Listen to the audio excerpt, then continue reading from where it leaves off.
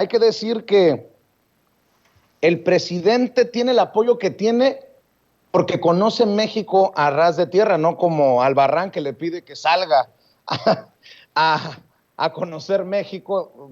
Perdón por la risita, que yo sé que es la que calienta. El vocalista de Café Tacuba se resbala horrorosamente. Y lo digo por conocimiento de causa. Me tomó como 8 horas cruzar la sierra de Oaxaca para llegar hasta acá, hasta Huatulco. Y nos vinimos por carretera.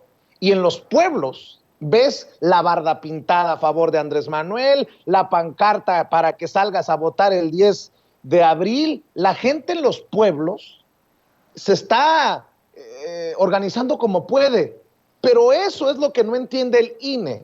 O ese es el pueblo que no necesariamente se siente representado, bueno, no necesariamente, no se siente representado por Lorenzo Córdoba y Ciro Murayama. Totalmente de acuerdo. Yo tuve la oportunidad de ir a Acapulco hace poquito, como hace un mes, y me pasó algo muy similar. Toda la carretera, incluso vi estos anuncios de que siga AMLO, muchísimo antes de que estuvieran aquí en la Ciudad de México. Por todos lados, bardas pintadas, la gente ponía en sus coches cosas que habían hecho ellos mismos. De verdad es un ejercicio que debería emocionarnos a gente que estamos a favor de la cuarta transformación e incluso a quienes no. Y aquí me gustaría tomarme porque unos segundos nada más en explicar porque ¿cómo es posible que y lo hemos dicho varias veces, ¿no? Pero una oposición que está tan en contra del presidente López Obrador, no festeje, no celebre que exista una vía democrática para sacar a este presidente?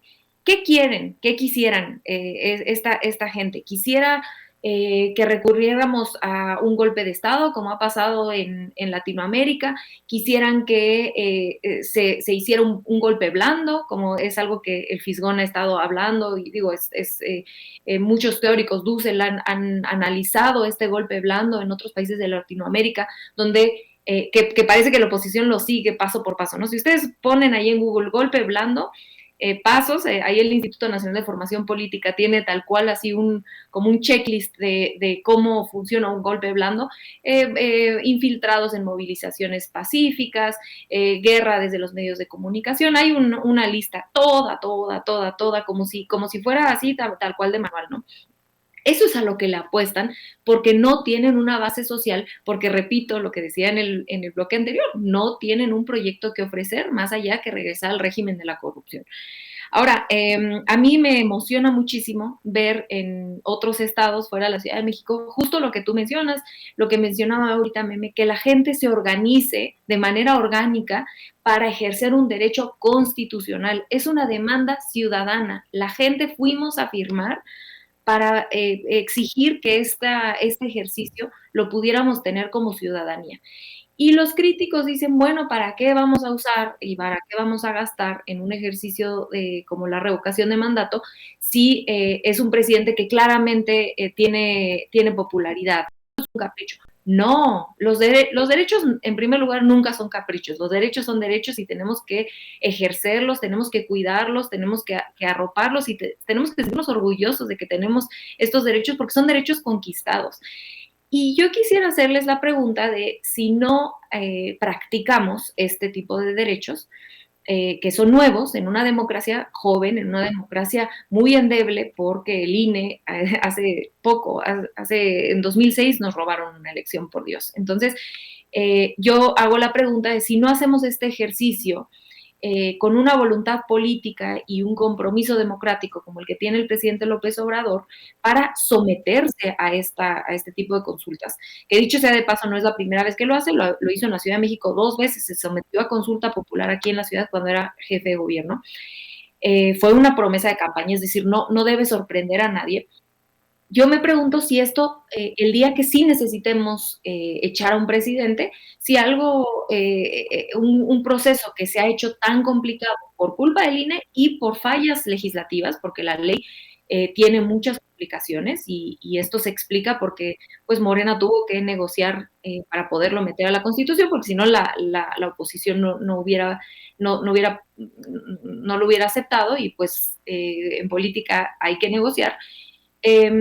es difícil pensar que se pueda lograr realizar un ejercicio con tantas trabas.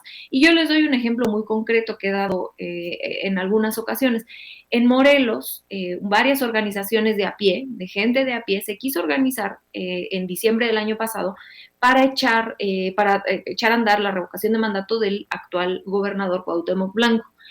No lo lograron porque la gente no sabía de qué se trataba esto. En algunos estados de la República existe la figura de revocación de mandato, Morelos es un caso.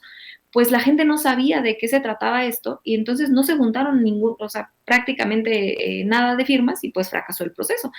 Entonces, lo que yo he planteado en varias ocasiones es, bueno, es que con una democracia joven se necesita hacer un ejercicio, un ejercicio pedagógico para que en la conciencia colectiva sepamos cómo ejercer esto, porque somos ciudadanos que nos han robado, nos han despojado del derecho a elegir a nuestros gobernantes. Entonces necesitamos colectivamente hacer este tipo de ejercicios para aprender.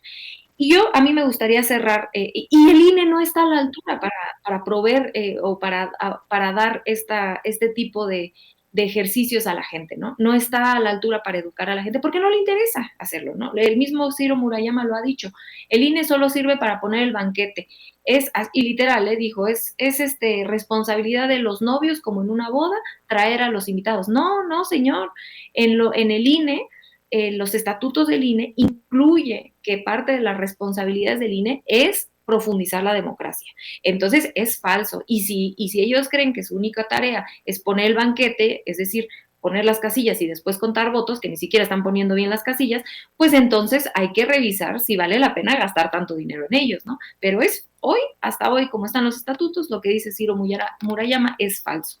Ellos tienen como mandato profundizar la democracia y esto es la profundización de la democracia. Existe en otros países. El gobernador de California hace meses, se sometió a un ejercicio de revocación de mandato. Sucede en otras democracias, no es un disparate que se le ocurrió al presidente López Obrador. Y a mí me gustaría cerrar con una reflexión que tiene nuestra querida Violeta Vázquez Rojas, que hace una analogía que a mí me parece brillante, que yo les invito a que la repliquen con sus compañeros, sus amigos, sus familiares.